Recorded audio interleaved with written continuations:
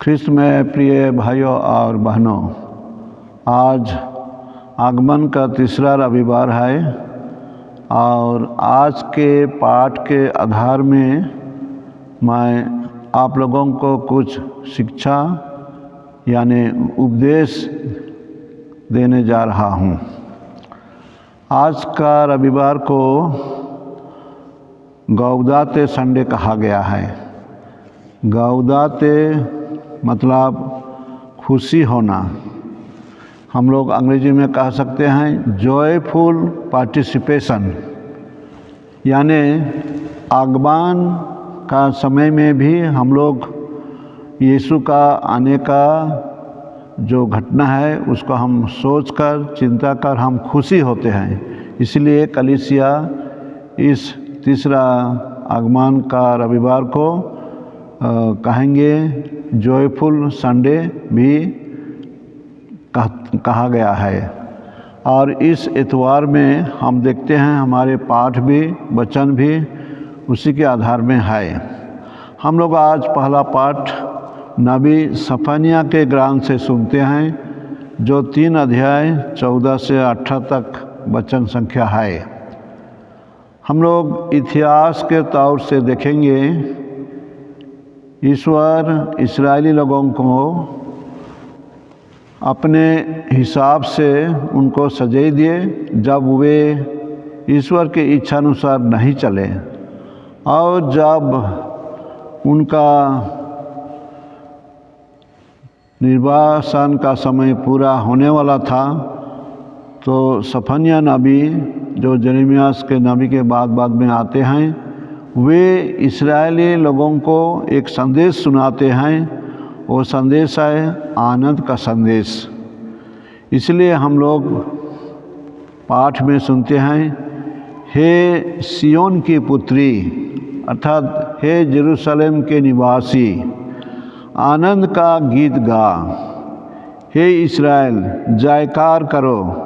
हे यरूशलेम की पुत्री, सारे हृदय से आनंद मना, प्रभु ने तेरा दंडादेश रद्द कर दिया है। अर्थात प्रभु अपना जो सजा देने का विचार था उसको रद्द कर दिया है, और शत्रुओं को, जो लोग इस्राएल के विरुद्ध में थे, आसपास के देश के निवासी, उनको भगा दिया है। ऐसे हम लोग प्रभु के वचन में सुनते हैं।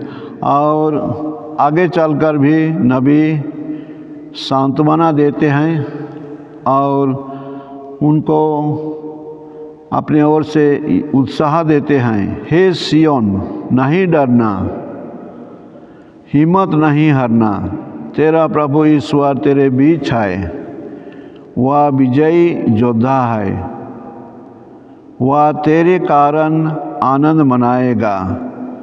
वह अपने प्रेम से तुझे नवजीवन प्रदान करेगा। इन वचनों के जरिए सफनिया नबी इस्राएली लोगों को आनंद का संदेश भी सुनाते हैं और तैयारी करते हैं प्रभु को ग्रहण करने के लिए और प्रभु को अपने नज़दीक से अनुभव करने के लिए और प्रभु का उपस्थिति को अनुभव करने के लिए। इसी आधार में भी हम लोग आज के सुसमाचार में सुनते हैं, लूकस के अनुसार पवित्र सुसमाचार 3 अध्याय 10 से 18 वचन संख्या। और इसमें हम लोग सुनते हैं यूहन्ना बपतिस्ता, जो प्रभु के मार्ग तैयार किए हैं, वे लोगों को उपदेश देकर तैयारी किए थे। उसे जनता पूछते हैं। जनता यूहन्ना से पूछती थी, तो हमें क्या करना चाहिए? और कुछ ऐसा करना चाहिए जब हम मसीहा का आने का दिन में हम लोग प्रस्तुत रह सकें। और इस संदर्भ में यूहन्ना उनको सलाह देते हैं उनको क्या करना चाहिए। वे शिक्षा देते हैं, भाईचारे की भावना अपनाओ, एक दूसरे को ग्रहण करो, एक दूसरे को क्षमा दो। इसलिए वे कहते हैं, जिसके पास 2 कुर्ते हो वह एक उसे दे दे जिसके पास नहीं है, और जिसके पास भोजन है वह भी ऐसा ही करे। और उसके अलावा नक्केदार लोग भी, जो लोग पापी गिनती होते थे उस समय में अपने काम के कारण में, वे भी पूछते हैं गुरु हमें क्या करना चाहिए। और यूहन्ना बपतिस्ता उनको कहते हैं, जितना तुम्हारे लिए नियत है, ज़रूरी है, उससे अधिक मत मांगो। वे रुपया पैसा मांगते थे टैक्स कलेक्टर होने के नाते, और कुछ अपने लिए भी मांगा करते थे। इसलिए उनको ऐसी सलाह देते हैं, और वे उनको यही कहते हैं, तुम अत्याचार मत करो, झूठा दोष मत लगाओ, और अपने वेतन से संतुष्ट रहो। ये सब उनके लिए सलाह है। लेकिन हम लोग देखेंगे वास्तव में तो ये वचन हमारे लिए भी लागू होता है कि हमें सही हिसाब से जीवन में, व्यवहारिक जीवन में हमें भाईचारे का भावना लेकर चलना चाहिए। यही हम लोग इसका व्याख्या दे सकते हैं। प्यारे भाइयों और बहनों, आज के दूसरे पाठ में हम लोग सुनते हैं फिलिपियों के नाम संत पौलुस का पत्र। इसमें भी संत पौलुस उस समय के ख्रिस्त विश्वासी लोगों को सलाह देते हैं, शिक्षा देते हैं खुश रहने के लिए। जब हम प्रभु का उपस्थिति को अनुभव करते हैं तो ज़रूर हमें खुशी होता है। इसलिए वे लिखे हैं 4 अध्याय वचन संख्या 4 से 7 में, फिलिपियों के नाम संत पौलुस का पत्र में, प्रभु में हर समय खुश रहिए, रिजॉइस इन द लॉर्ड। मैं फिर कहता हूँ, खुश रहिए। सब लोग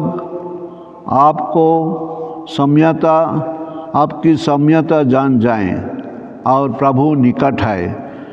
किसी बात की चिंता मत कीजिए, हर ज़रूरत में प्रार्थना कीजिए, और विनय तथा धन्यवाद के साथ ईश्वर के सामने अपने निवेदन प्रस्तुत कीजिए। ऐसी बातें हम लोग दूसरा पाठ में सुनते हैं।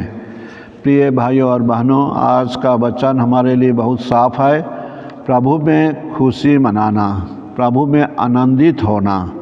और चूँकि हम यीशु के जन्म पर आपके नज़दीक आ रहे हैं, हमारे पूजन विधि हमें खुशी रहने के लिए भी सलाह देती है। इसलिए आज के दिन में पूजन विधि में हम लोग खुशी मनाने के हिसाब में हम लोग कहेंगे, आज के दिन में, इस रविवार में हम लोग वेदी में भी हम लोग फूल लगा सकते हैं, जो खुशी और आनंद का चिन्ह है।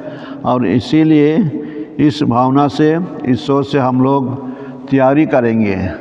एक तरफ हम लोग आगमन का प्रतीक्षा में हैं, दूसरे तरफ ये दिन पहुंच रहे हैं, इसलिए खुशी मनाकर इस दिन को हम लोग मनाएंगे यीशु का, परमेश्वर का सेवा में।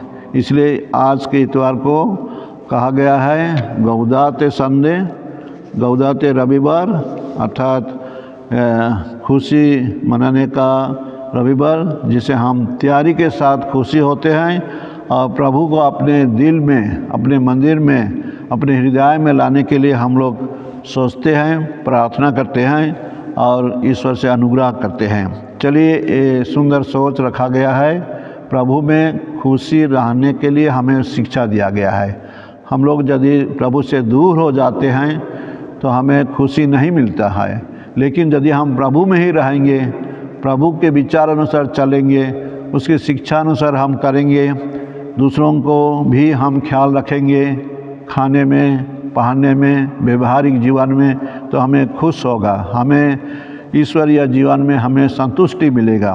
तो आइए आज के इस रविवार में हम प्रार्थना और मनन चिंतन करते हुए इस रविवार को हम मनाएंगे और अपने को तैयारी करेंगे बाहरी ढंग से और आध्यात्मिक ढंग से, ताकि हम प्रभु को सदा के लिए अपने हृदय में, अपने जीवन में हम अनुभव कर सकेंगे। आमीन। आज के इस दिन में प्रभु ईश्वर हम सबों को आशीर्वाद दे। आमीन।